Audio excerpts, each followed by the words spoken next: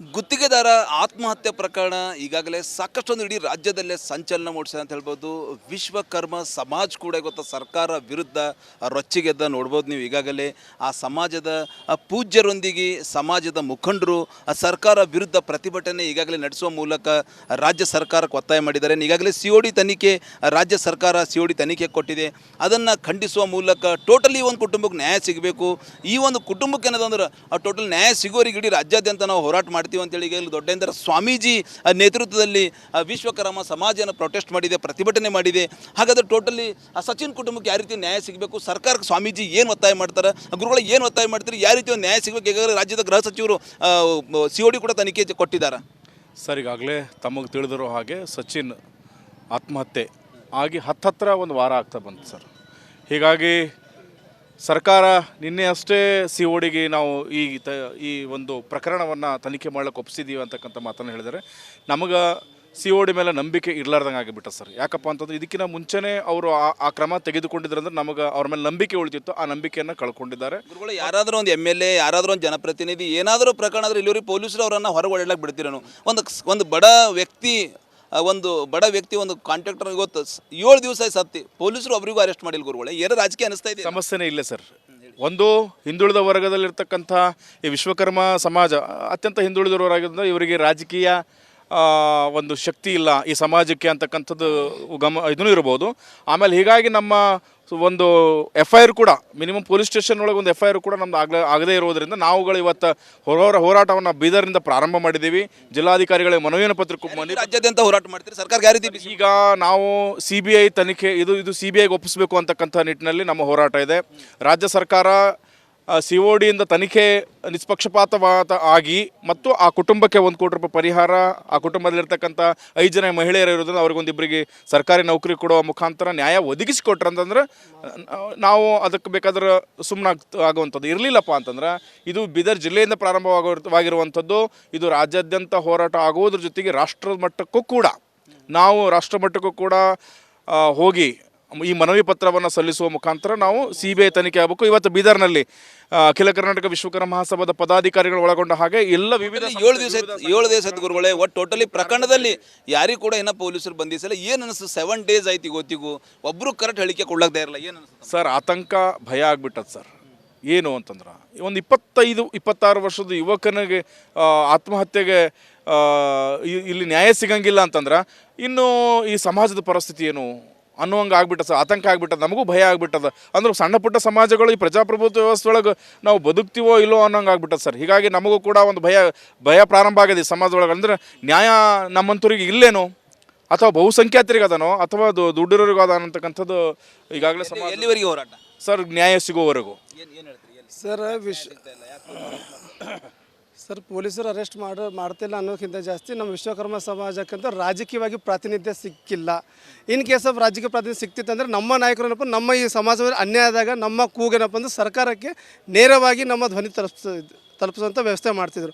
ಇವತ್ತು ನಮ್ಮ ರಾಜಕೀಯ ಪ್ರಾತಿನಿಧ್ಯ ಸಿಕ್ಕಿಲ್ಲ ಅಂದ್ಕೊಂಡು ಇವತ್ತು ರಸ್ತೆಗಿಳಿದು ಹೋರಾಟ ಮಾಡಿ ಆಡಳಿತ ನಡೆದ ಸರ್ಕಾರಕ್ಕೆ ಏನಪ್ಪ ಅಂದ್ರೆ ಮನವಿ ಮಾಡೋಂಥ ಪರಿಸ್ಥಿತಿ ವಿಶ್ವಕರ್ಮ ಸಮಾಜಕ್ಕೆ ಬಂದಿದೆ ಸರ್. ನಿಜವಾದ ಈ ಭಾರತ ದೇಶ ಸ್ವಾತಂತ್ರ್ಯ ಕಂಡು 78 ವರ್ಷ ಕಳೆದರೂ ಕೂಡ ಇಲ್ಲಿಯವರೆಗೆ ಈ ಸಮಾಜ ಈ ರಾಜಕಾರಣಿಯ ಕಾಣಿಸ್ತಾ ಇದೆಯೋ ಇಲ್ಲೋ ಅಂತಿರ್ತಕ್ಕಂಥ ಭಾವನೆ ನನ್ನೊಳಗೆ ಅನಿಸ್ತಾ ಇದೆ ಸರ್.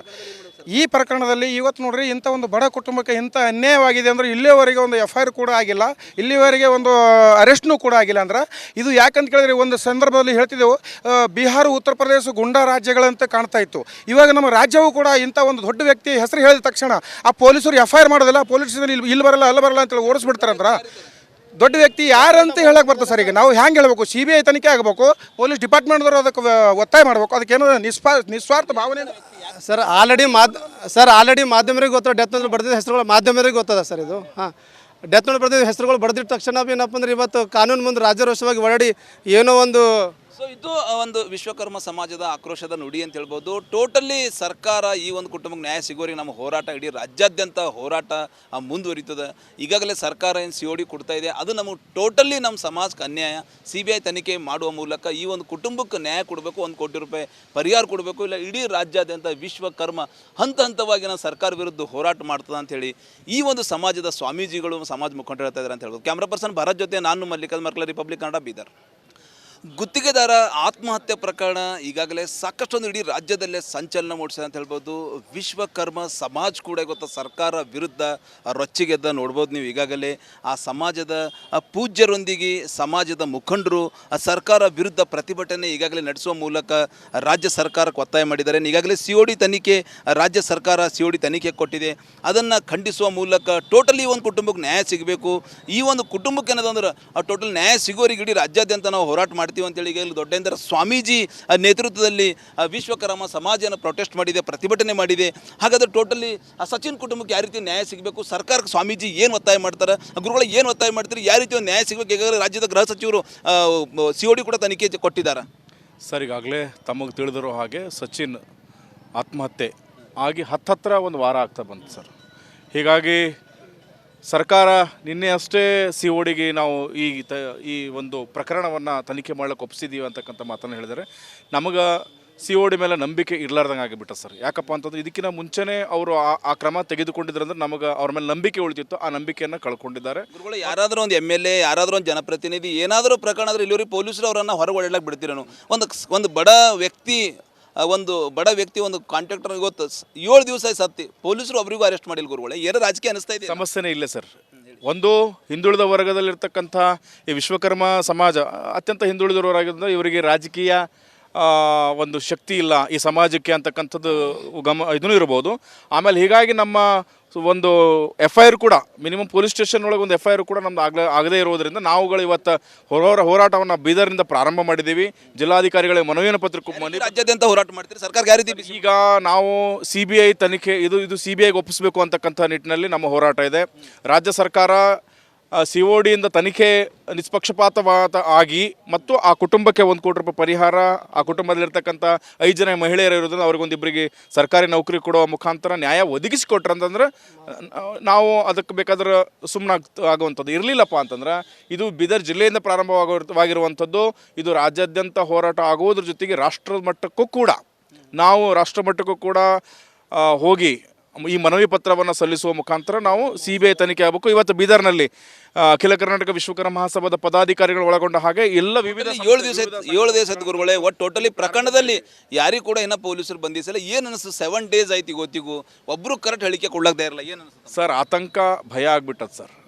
ಏನು ಅಂತಂದ್ರೆ ಒಂದು 25-26 ವರ್ಷದ ಯುವಕನಿಗೆ ಆತ್ಮಹತ್ಯೆಗೆ ಇಲ್ಲಿ ನ್ಯಾಯ ಸಿಗಂಗಿಲ್ಲ ಅಂತಂದ್ರೆ ಇನ್ನು ಈ ಸಮಾಜದ ಪರಿಸ್ಥಿತಿ ಏನು ಅನ್ನುವಂಗೆ ಆಗ್ಬಿಟ್ಟದ ಸರ್. ಆತಂಕ ಆಗ್ಬಿಟ್ಟದ, ನಮಗೂ ಭಯ ಆಗ್ಬಿಟ್ಟದ. ಅಂದ್ರೆ ಸಣ್ಣ ಪುಟ್ಟ ಸಮಾಜಗಳು ಈ ಪ್ರಜಾಪ್ರಭುತ್ವ ವ್ಯವಸ್ಥೆ ಒಳಗೆ ನಾವು ಬದುಕ್ತೀವೋ ಇಲ್ಲೋ ಅನ್ನೋಂಗೆ ಆಗ್ಬಿಟ್ಟದ ಸರ್. ಹೀಗಾಗಿ ನಮಗೂ ಕೂಡ ಒಂದು ಭಯ ಪ್ರಾರಂಭ ಆಗಿದೆ ಈ ಸಮಾಜದೊಳಗೆ. ಅಂದರೆ ನ್ಯಾಯ ನಮ್ಮಂತೂರಿಗೆ ಇಲ್ಲೇನೋ ಅಥವಾ ಬಹುಸಂಖ್ಯಾತರಿಗೆ ಅದನೋ ಅಥವಾ ದುಡ್ಡಿರೋರಿಗೂ ಅದ ಅಂತಕ್ಕಂಥದ್ದು ಈಗಾಗಲೇ ಸಮಾಜ. ಎಲ್ಲಿವರೆಗೆ ಹೋರಾಟ ಸರ್? ನ್ಯಾಯ ಸಿಗೋವರೆಗೂ.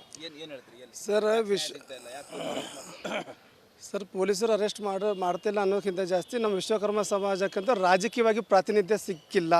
ಇನ್ ಕೇಸ್ ಆಫ್ ರಾಜಕೀಯ ಪ್ರಾತಿನಿಧ್ಯ ಸಿಕ್ತಿತ್ತಂದರೆ ನಮ್ಮ ನಾಯಕರು ನಮ್ಮ ಈ ಸಮಾಜದಲ್ಲಿ ಅನ್ಯಾಯ ಆದಾಗ ನಮ್ಮ ಕೂಗೇನಪ್ಪ ಅಂದ್ರೆ ಸರ್ಕಾರಕ್ಕೆ ನೇರವಾಗಿ ನಮ್ಮ ಧ್ವನಿ ತಲುಪಿಸುವಂಥ ವ್ಯವಸ್ಥೆ ಮಾಡ್ತಿದ್ರು.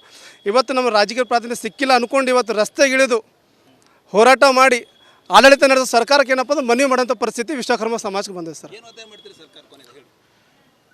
ನಿಜವಾದ ಈ ಭಾರತ ದೇಶ ಸ್ವಾತಂತ್ರ್ಯ ಕಂಡು 78 ವರ್ಷ ಕಳೆದರೂ ಕೂಡ ಇಲ್ಲಿಯವರೆಗೆ ಈ ಸಮಾಜ ಈ ರಾಜಕಾರಣಿಯ ಕಾಣಿಸ್ತಾ ಇದೆಯೋ ಇಲ್ಲೋ ಅಂತಿರ್ತಕ್ಕಂಥ ಭಾವನೆ ನನ್ನೊಳಗೆ ಅನಿಸ್ತಾ ಇದೆ ಸರ್. ಈ ಪ್ರಕರಣದಲ್ಲಿ ಇವತ್ತು ನೋಡ್ರಿ ಇಂಥ ಒಂದು ಬಡ ಕುಟುಂಬಕ್ಕೆ ಇಂಥ ಅನ್ಯಾಯವಾಗಿದೆ ಅಂದರೆ ಇಲ್ಲಿಯವರೆಗೆ ಒಂದು FIR ಕೂಡ ಆಗಿಲ್ಲ, ಇಲ್ಲಿವರೆಗೆ ಒಂದು ಅರೆಸ್ಟ್ನೂ ಕೂಡ ಆಗಿಲ್ಲ. ಅಂದ್ರೆ ಇದು ಯಾಕಂತ ಕೇಳಿದ್ರೆ ಒಂದು ಸಂದರ್ಭದಲ್ಲಿ ಹೇಳ್ತಿದ್ದೆವು ಬಿಹಾರ, ಉತ್ತರ ಪ್ರದೇಶ ಗುಂಡಾ ರಾಜ್ಯಗಳಂತೆ ಕಾಣ್ತಾ ಇತ್ತು.